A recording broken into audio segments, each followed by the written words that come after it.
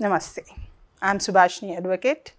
So కొన్ని సందర్భాలలో మనకు ఇంట్లో మనుషులు కనుక అంటే మనకు పెద్దవాళ్ళు ఎవరైతే ఉంటారో వాళ్ళు చనిపోయి తండ్రి కానీ లేకుంటే తల్లి కానీ లేకుంటే ఇంకా ఎవరైనా కానీ చనిపోయినట్టయితే వాళ్ళు వీలునామా రాయకుండా చనిపోయినట్టయితే ఈ ఆస్తి ఎవరికి చెందుతుందన్న ఒక చిన్న ప్రశ్న కూడా డిస్కషన్కి వస్తుంది.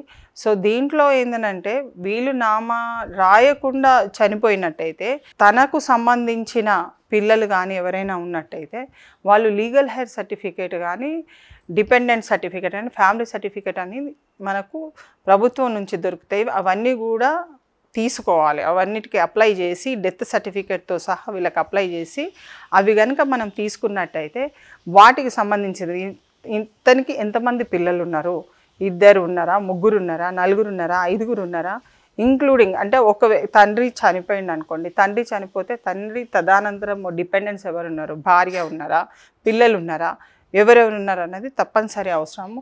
ఆ సర్టిఫికేట్తోని మనము ఎప్పుడే కూడా లీగల్గా వెళ్ళాలి అని అంటే కోర్టు ద్వారా కూడా మనకు లీగల్ హెయిర్ సర్టిఫికేట్ దొరుకుతుంది. కోర్టు ద్వారా కూడా తెప్పించుకోవచ్చు. అది వచ్చిన తర్వాత ఎవరెవరు ఉన్నారో సమభాగంగా ఆస్తి హక్కులు అనేది వస్తుంది. కాబట్టి పిల్లలకు తను చనిపోయిన తర్వాత పిల్లలకు ప్రాథమికంగా ఆస్తి వస్తుంది. తర్వాత తనంతనము మనకు అంటే గ్రాండ్ సన్స్ ఉంటే వాళ్లకు వస్తుంది. కానీ ఇక్కడ ఏంటంటే ఒకే వ్యక్తి గురించి మాట్లాడుతున్నాం కాబట్టి ఆ వ్యక్తికి సంబంధించిన పిల్లలకు సంబంధించిన ఆస్తి కాబట్టి ఈ సర్టిఫికేట్స్ ఉండడం ద్వారా ప్రతి ఆఫీస్కి ఒకవేళ ఎంఆర్ఓ నుంచి ఒకవేళ ప్రభుత్వ ఉద్యోగి ఉండి వీలునామా రాయనట్టయితే ఆ ప్రభుత్వ ఉద్యోగికి ఎంఆర్ఓ ఆఫీస్ నుంచి మనకు సర్టిఫికేట్ వస్తుంది. ఆ సర్టిఫికేట్ కోసం ఒక ప్రభుత్వ ఉద్యోగికి మాత్రమే ఇస్తారు. అది మనము ఎంఆర్ఓ నుంచి తీసుకోవచ్చు. గతంలో అంటే ప్రభుత్వ ఉద్యోగం లేనప్పటికీ ఉన్న ఆ వ్యక్తులకు కూడా ఇచ్చేది. తర్వాత ఎంఆర్ఓ ఆఫీస్ నుంచి ఆ సర్టిఫికేట్స్ ఇవ్వడం మానేయడం జరిగింది. తర్వాత కొంత ఫ్యామిలీ మెంబర్స్ సర్టిఫికేట్ అనేది ఇవ్వడం జరుగుతుంది. అది కూడా ఒక ఉపయోగమే వస్తుంది. ఆ certificate plus legal heir certificate అనేది కంపల్సరీ. కొన్ని ప్రాపర్టీస్లోనైతే సక్సెషన్ సర్టిఫికేట్ అన్నది కూడా చాలా అవసరం వస్తుంది.